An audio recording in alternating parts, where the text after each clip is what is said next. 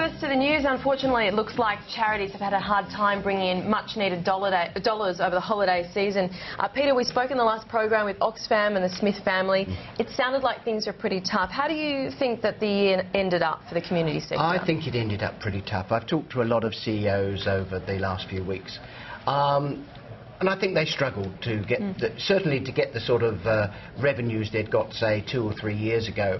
And of course, for many of them in the welfare and homelessness area, they're finding actually demand is increasing. So I think it ended up as frankly, a pretty tough year. There have been some interesting innovations, online shopping channels for charities, and also there was EFTPOS putting out a new program actually supporting the Salvos. Yeah, Tell us about this one. Is a good story because for the first time, EFTPOS came to an arrangement with the Salvation Army that if you wanted, every time you made a Christmas purchase on EFTPOS, you could have a donation made to the Salvation Army. Launched in November, they thought it was going to be, hoped to get 200,000, actually got $1 million, which was the maximum in by the time they closed it on December the 17th. I guess it's not really surprising because EFTPOS is pretty huge. You know, you're talking about 2 billion transactions, 750,000 outlets, but, you know, a very welcome $1 million to the Salvos. There's also been reports that in the UK and out of the US as well that the giving to not-for-profits has really stalled last year.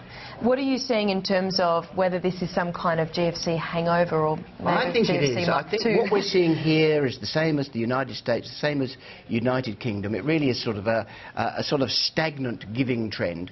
If you look, there's a survey being done by Fenton and Globescan in the UK and US. Shows in the UK about 72% think they will give the same last year as the year before. 16% think they're going to give less, though. US very similar, 66% the same, 17% less. So what you've got is, you know, high levels of unemployment, cutting back on public services, you know, move towards budgetary austerity. So the demand is there, but clearly people, I think, not giving at the same level they were 3 years ago. You know, last year we saw the Occupy Wall Street movement at the most recent AGM season, the end of 2011.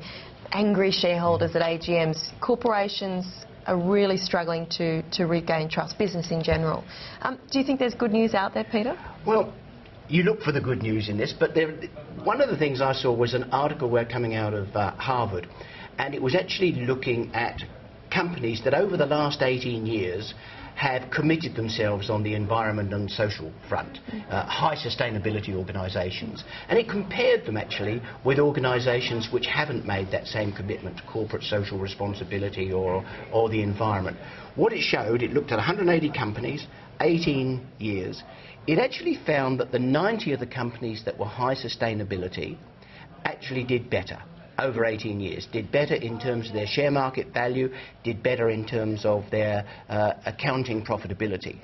But it was over the long time. So 18 years, those companies that were actually committed in terms of corporate responsibility and environmental sustainability actually perform better. And I suppose that is good news. Absolutely. Of course, looking ahead to this new year, I guess there's always interest in who might be honoured as the Australian of the Year. What's the chance that we might see someone in the community sector honoured, Peter? There are some people from the community sector in there. The one I'm interested in, and I think he was put up by New South Wales, is Father Chris Riley. Now, he's done wonderful work with young people in Youth Off the Streets. But it's very interesting, his name's come forward just at the point where he became, in December, quite a controversial figure because he came out very publicly to support the line of Clubs Australia on gambling.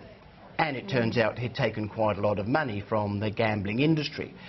Got, therefore, in a very public stoush with Tim Costello out of World Vision, who was saying, look, you know, you shouldn't take money out of gambling, and really what you're saying reflects that. So he's become, surprisingly, rather a controversial figure at the time in which he may be being considered for Australian of the Year. I think it's an interesting issue. What I'd like to do later this year is explore that issue of, if you're a not-for-profit, who should you take money from and who should you say, no, that's not good ethically, it's not good for our brand image. It's a very interesting issue.